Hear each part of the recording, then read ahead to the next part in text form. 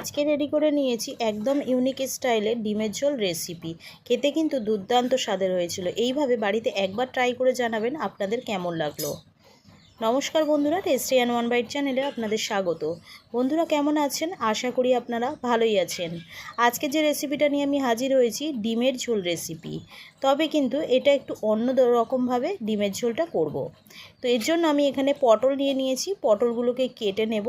প্রথমে খোসাটা ছাড়িয়ে নিচ্ছি পটলের, তারপরে দু চেলা করে কেটে নেব। যে সকল বন্ধুরা ভিডিওটাকে দেখছেন তাদেরকে অনুরোধ রইল পুরো ভিডিওটা দেখার জন্য। আর যে সকল বন্ধুরা আমার চ্যানেলটিতে নতুন আছেন তাদেরকে অনুরোধ রইল পুরো ভিডিওটা দেখে যদি আপনাদের ভালো লাগে লাইক সাবস্ক্রাইব করে চ্যানেলটির পাশে থাকলে আমি নতুন নতুন ভিডিও বানাতে মোটিভেট হব। খোলায় 1 চামচ করে জিরে আর ধনে গোটা ভেজে নিয়ে আমি গুঁড়ো করে নিলাম। 3টে ডিম এবং আলু সিদ্ধ বসিয়ে দিলাম অল্প লবণ দিয়ে। আর এখানে আমি জিরে ধনেটা গুঁড়ো করে নিয়েছি। আর এখানে 2টো পেঁয়াজ আর দিয়ে দিলাম রসুনের কোয়া অনেকগুলো। আর এখানে দিয়ে দিয়েছি আমি 4টে মতো শুকনো লঙ্কা পেস্ট করে নেব। কড়াইতে সরিষার তেল দিয়ে পরিমাণ মতো আর অল্প পরিমাণে হলুদ দিয়ে ডিমগুলোকে সুতোর সাহায্যে 2-আধখানা করে কেটে নিয়েছি, সেগুলোকেই এখানে দিয়ে দিলাম। দিয়ে নাড়াচাড়া করে লালচে লালচে করে ভেজে নেব। ভাজা হয়ে গেছে, আমি এক এক করে ডিমগুলোকে তুলে নিচ্ছি। ওই তেলের মধ্যেই আমি পটলগুলোকে দিয়ে দিলাম। দিয়ে ভালো করে নাড়াচাড়া করে পটলগুলোকেও হালকা লালচে করে ভেজে নেব। খুব বেশি ডিপ ফ্রাই করার দরকার নেই। পটলগুলো ভাজা হয়ে গেছে, পটলগুলোকেও আমি কড়া থেকে তুলে নিচ্ছি।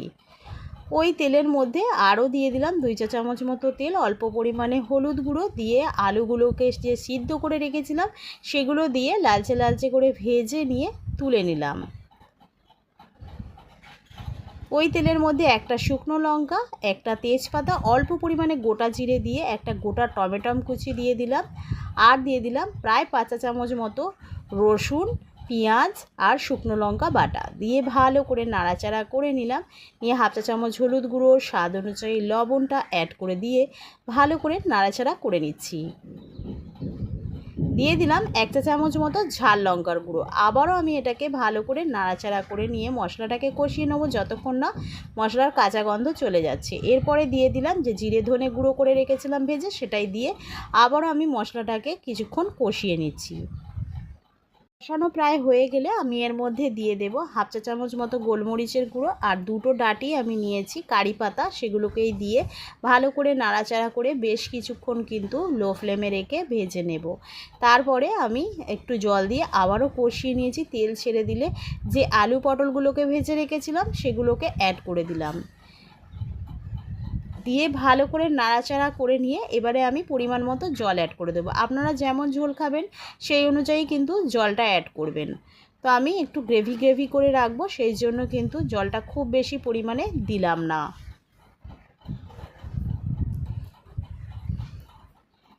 ঝোলটা ফুটে গেলে আমি এর মধ্যে গরম মশলা দিয়ে দিলাম 1/2 চা চামচ মতো, দিয়ে ফুটিয়ে নিয়ে এবারে এর মধ্যে আমি দিয়ে দেব যে ডিমগুলোকে ভেজে রেখেছিলাম সেইগুলো।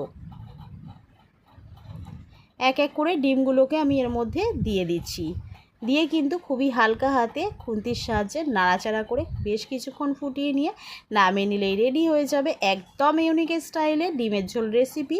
একবার বাড়িতে কিন্তু ট্রাই করে দেখবেন, আশা করি আপনাদের খুবই ভালো লাগবে। ভিডিওটা ভালো লাগলে লাইক সাবস্ক্রাইব এবং শেয়ার করতে কিন্তু ভুলবেন না।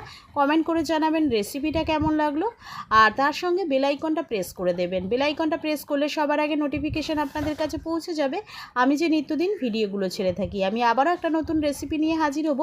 ততক্ষণ আপনারা সুস্থ থাকবেন, ভালো থাকবেন। আজকের মতো এইটুখানি। ধন্যবাদ বন্ধুরা।